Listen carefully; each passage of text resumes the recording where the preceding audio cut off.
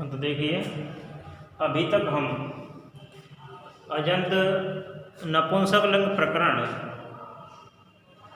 ज्ञान शब्द के प्रथमा एवं द्वितीय विभक्ति के एक वचन एवं द्विवचन की सिद्धियां कर चुके हैं।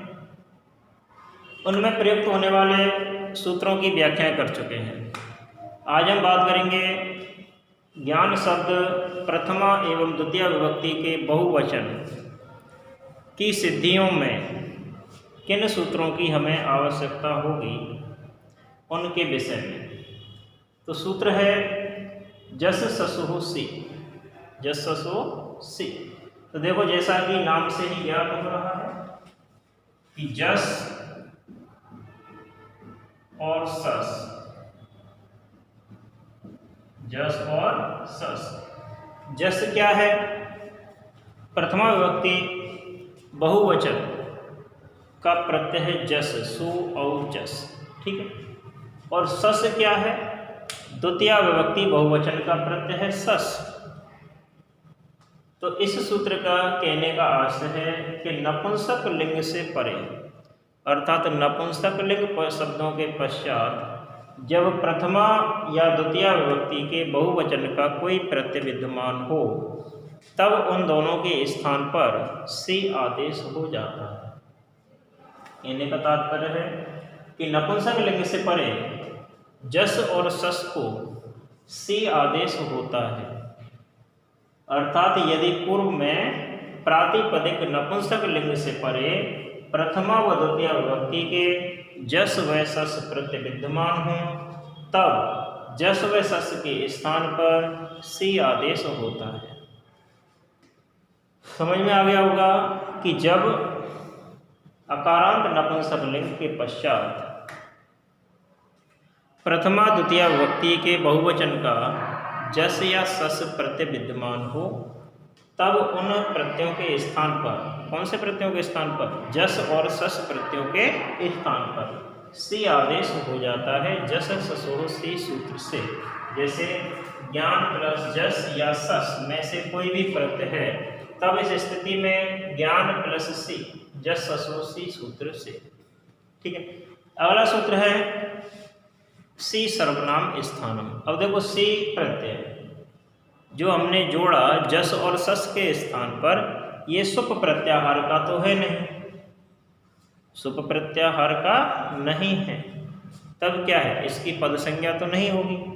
पद संज्ञा किसकी होती है? या तो सुप प्रत्याहार के प्रत्ययों की होती है या तिंग प्रत्याहार के प्रत्ययों की। जुड़ने के बाद क्या होती है? पद संज्ञा होती है। तो सी सर्वनाम स्थानम, सी की कौन सी संज्ञा होगी फिर?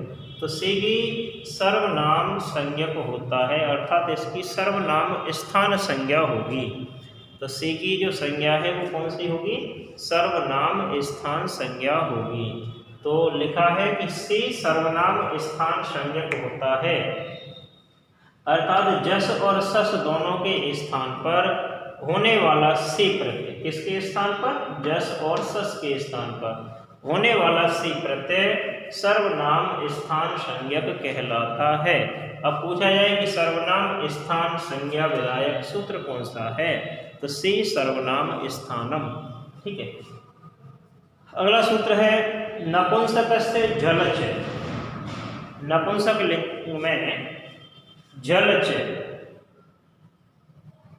यानी जल और अंतिम प्रत्याहार के बीच नुम का आगम होता है इस सूत्र से।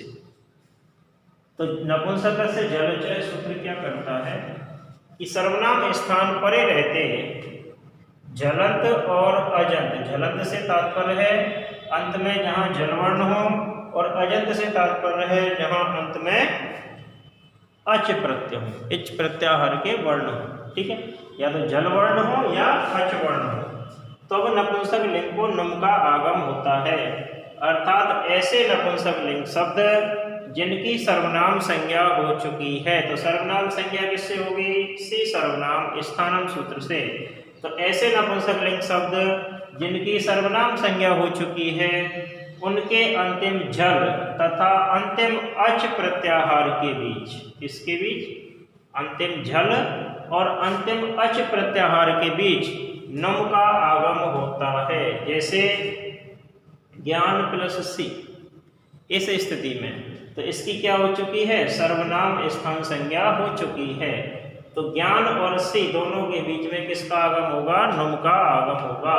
तो ज्ञान प्लस नुम प्लस सी नपुंसक से जलचः सूत्र से नुम का आगम हो जाता है। तो कहने का तात्पर्य है, जब हम व्याख्या करेंगे लिखेंगे कि सर्वनाम स्थान परे रहते झलंत और अजंत, झलंत और अजंत नपुंसक लिंग को नुम का आगम होता है। अर्थात ऐसे नपुंसक लिंग शब्द जिनकी सर्वनाम संज्ञा हो चुकी है, उनके अंतिम जल तथा अंतिम अच प्रत्याहार के बीच में इस सूत्र से नुम का आगम हो जाता है। अगला सूत्र है मिदचो अंत्यात पर, मित अच अंत्यात पर। ठीक है, तो मित से तात्पर्य है जहां माँ की इत संज्ञा हो। तो देखो इस नुम में ही माँ की क्या है, इत संज्ञा होगी, अंतिम हलंत वर्ण। तो मित प्लस अच प्लस अंत्यात प्लस पर। ठीक है, तो ये सूत्र क्या कहता है कि समुदाय के अचों में, यानी कि समूह प्राप्त होने पर जो अच वर्ण है उनमें से जो अच अंत्य होता है या जो अंत्य अच होता है उससे परे मित का आगम होता है। इसका आगम होता है मित का। मित से तात्पर्य क्या है, मित से तात्पर्य है जहां माँ की इत संज्ञा हो। किसकी, माँ की इत संज्ञा, मकार की इत संज्ञा। ठीक है, तो मित का आगम होता है और वह उस समुदाय का अंत अवयव माना जाता है। यानी कि माँ क्या है, इस समुदाय का अंत अवयव है। ठीक है, तो कहता है कि आगम में माँ की इत संज्ञा होती है, उसे मित कहा जाता है। यानी कि ये नुम का आगम हुआ, यहाँ पे माँ की क्या होगी, इत संज्ञा होगी, इसलिए इसे क्या कहेंगे, मित। यदि पूछा जाता है कि नुम, इसमें मित संज्ञक यानी मित क्या है, तो मित क्या है, नुम में मित माँ है, यानी माँ की इत संज्ञा हो रही है। ठीक है, तो माँ की इत संज्ञा होती है उसे मित कहा जाता है। अतः नुम में मकार इत संज्ञक है। नुम में क्या है, मकार इत संज्ञक है, उसे ही मित कहेंगे। क्या कहेंगे, मित कहेंगे। तो हमें क्या लिखना है कि ज्ञान प्लस सी, इस स्थिति में ज्ञान प्लस नुम प्लस सी मितचो अंत्यात पर सूत्र की सहायता से नपुंसक से जलचः सूत्र से नुम का आगम हो जाता है। नुम में जो मकार है, नुम का अंतिम मकार है, उसकी ही कौन सी संज्ञा होगी, मित, यानी कि उसको ही क्या कहेंगे, हम मित कहेंगे। ठीक है, अगला सूत्र है अलो अंत्यात पूर्व उपधा। अलो अंत्यात पूर्व उपधा, ये सूत्र क्या करता है कि अंत्य अल से पूर्व वर्ण उपधा संज्ञक होता है। तो नोट कर लेना है कि उपधा संज्ञा विधायक सूत्र कौन सा है। तो उपधा संज्ञा विधायक सूत्र है अलो अंत्यात पूर्व उपधा सूत्र। कैसा सूत्र है ये, उपधा विधायक सूत्र है। ठीक है, तो हम लिखेंगे कि अंत्य अल से पूर्व वर्ण उपधा संज्ञक होता है, अर्थात अंतिम से पहले वाले अल की किसकी, अंतिम से पहले वाले अल की उपधा संज्ञा होती है। अब देखो ये तो आप सभी जानते हो कि अल प्रत्याहार में समस्त स्वर और समस्त व्यंजन वर्ण आते हैं। समस्त स्वर और समस्त व्यंजन वर्ण किसके अंतर्गत आते हैं, अल प्रत्याहार के अंतर्गत आते हैं।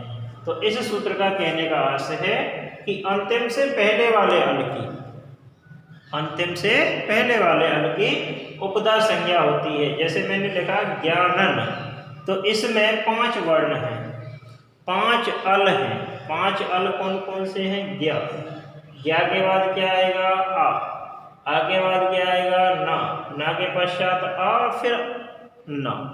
ठीक है, तो इन 5 वर्णों में ये सभी 5 वर्ण क्या हैं, अल प्रत्याहार में आएंगे। ये सभी 5 वर्ण किस में आएंगे, अल प्रत्याहार में आएंगे।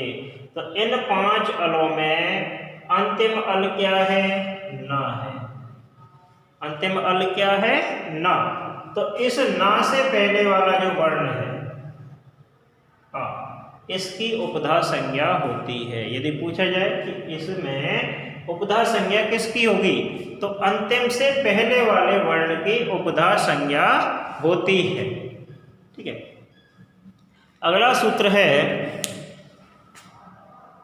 सर्वनाम स्थाने च असंबुद्धौ। सर्वनाम स्थाने च असंबुद्धौ सूत्र से क्या होता है कि जिस अंग को उपधा संज्ञा होती है उसको दीर्घ आदेश हो जाता है।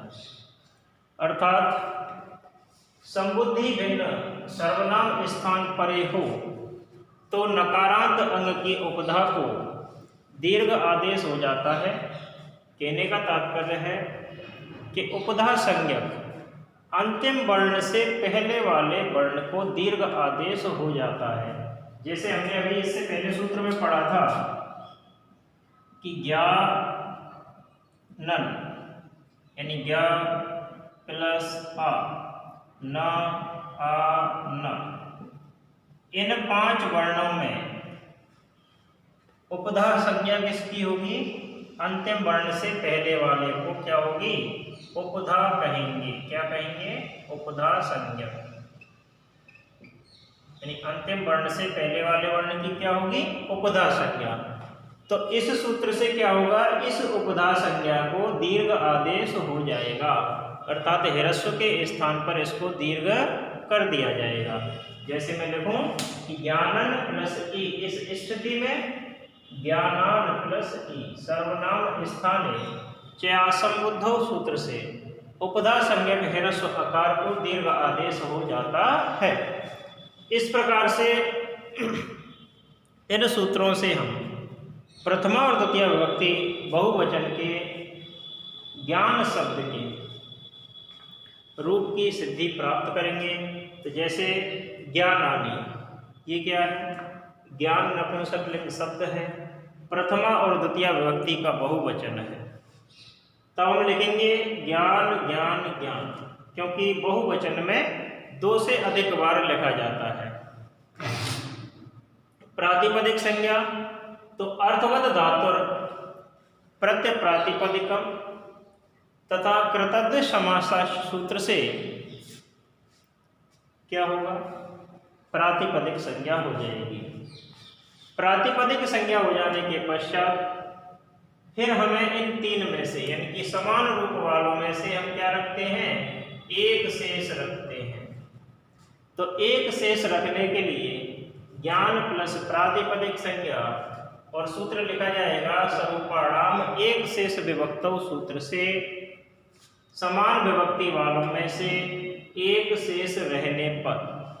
ठीक है, हमें भाषा पूरे तरीके से लिखनी है। उसके बाद हम सुप प्रत्याहार जोड़ेंगे। तो ज्ञान प्लस प्रातिपदिक संज्ञा के स्थान पर सुप प्रत्याहार के लिए 3 सूत्र प्रयोग में लाए जाते हैं। डया प्रातिपदिकात् प्रत्ययपरस्य, यानी डया प्रातिपदिकात् प्रत्यय और परस्य, इन तीनों सूत्रों की सहायता से सुप प्रत्याहार आ जाता है। सुप आ जाने के पश्चात हमें जब पता है कि प्रथमा और द्वितीय का बहुवचन है, यदि प्रथमा का बहुवचन है तो जस लिखेंगे हम, और द्वितीय का बहुवचन करेंगे तो सस लिख देंगे। ठीक है, तो जस और सस किस सूत्र से आएंगे, सुवजस अमोट सस सुपह और बहुसु बहुवचनम सूत्र से बहुवचन का आगमन हो गया। ठीक है, हम पढ़ चुके हैं कि जस और सस के स्थान पर सी आदेश हो जाता है। सी आदेश किस सूत्र से होता है, जस ससो सी सूत्र से। तो जस ससो सी सूत्र से सी आदेश होने पर क्या करेंगे फिर हम इस सी को, क्योंकि इसकी पद संज्ञा तो होती नहीं है, सर्वनाम स्थान संज्ञा करेंगे। क्या करेंगे, सर्वनाम स्थान संज्ञा। सर्वनाम स्थान संज्ञा करने के लिए सूत्र कौन सा प्रयोग में लाया जाएगा, सी सर्वनाम स्थानम। तो हम लिखेंगे ज्ञान प्लस सी सर्वनाम स्थानम सूत्र से सर्वनाम स्थान संज्ञा हो जाने पर, सर्वनाम संज्ञा जब स्थान हो जाएगा, सर्वनाम संज्ञा जब हो जाएगी, तब हमें नुम का आगम करना है। किसका आगम करना है? नुम का। नुम का आगम करने के लिए दो सूत्रों की सहायता हमें लेनी होती है। मेदचो अंत्यात परह सूत्र की सहायता से, नपुंसकस्य झलच सूत्र से नुम का आगम हो जाता है। ठीक है। नुम का आगम हो जाने के पश्चात नुम का केवल नकार शेष रहता है। उकार और मकार की क्या हो जाती है? इत संज्ञा हो जाती है। तो हम लिखेंगे कि अंतिम मकार की हलंत्यम सूत्र से इत संज्ञा तथा नुम के न किसकी? उकार की उपदेशे अजनुनासिक इत सूत्र से इत संज्ञा करने के पश्चात तस् लोप सूत्र से दोनों का लोप करने पर, जब दोनों का लोप हो जाएगा तो हमारे पास शेष क्या रहेगा? नकार रहेगा। अब हमें क्या करना है? इन दोनों को जोड़ लेना है। इन दोनों का जब संयोग करेंगे तो शब्द हमें प्राप्त होगा ज्ञानन। तो हम लिखेंगे यहाँ पे अज्जिनम परेण संयुज्यम सूत्र से ज्ञान प्लस न को संयोग करने पर। ठीक है। संयोग हो जाने के पश्चात देखो उपदा संज्ञा किसकी होगी? इस ना से पहले अकार की। ठीक है। तो हमें लिखना है कि अलो अंत्यात पूर्व उपधा सूत्र से ना के आकार की उपधा संज्ञा तथा सर्वनाम स्थाने च असंबुद्धौ सूत्र से ह्रस्व आकार के स्थान पर दीर्घ आदेश होने पर, जब दीर्घ आदेश हो जाएगा तब हमें क्या करना है? सी के सकार की इत संज्ञा, सी के सकार की इत संज्ञा, सी के सकार की इत संज्ञा लसत्व तद्वितीय सूत्र से प्राप्त होती है। तो हम लिखेंगे लसत्व तद्वितीय सूत्र से सी के सकार की इत संज्ञा तथा तस् लोप से लोप करने पर, जब लोप हो जाएगा सा का तो हमारे पास शेष क्या रहेगा? ई शेष रहेगा। ई को इसमें जोड़ा जाएगा तो हमें प्राप्त क्या होगा? ज्ञानानि। सूत्र ले देंगे हम अज्जिनम परेण संयुज्यम सूत्र से वर्ण संयोग करने पर हमें क्या प्राप्त होता है? ज्ञानानि। और इसी की हमें क्या है? आवश्यकता है। तो इति सिद्धम। इस प्रकार से ज्ञान शब्द प्रथमा और द्वितीय विभक्ति के बहुवचन की रूप सिद्धि हमें प्राप्त हो जाएगी। अब हमें क्या करना है कि तृतीय विभक्ति एक वचन से लेकर और संबोधन बहुवचन तक की जो सिद्धियां हैं वो राम शब्द अकारांत की तरह हमें प्राप्त हो जाएंगी। ठीक है। उनके लिए अतिरिक्त कोई भी सूत्र प्रयोग में नहीं लाया जाएगा। अभी तक के जो सूत्र हैं उनसे ही उन शब्दों को हम सिद्ध कर सकते हैं। धन्यवाद।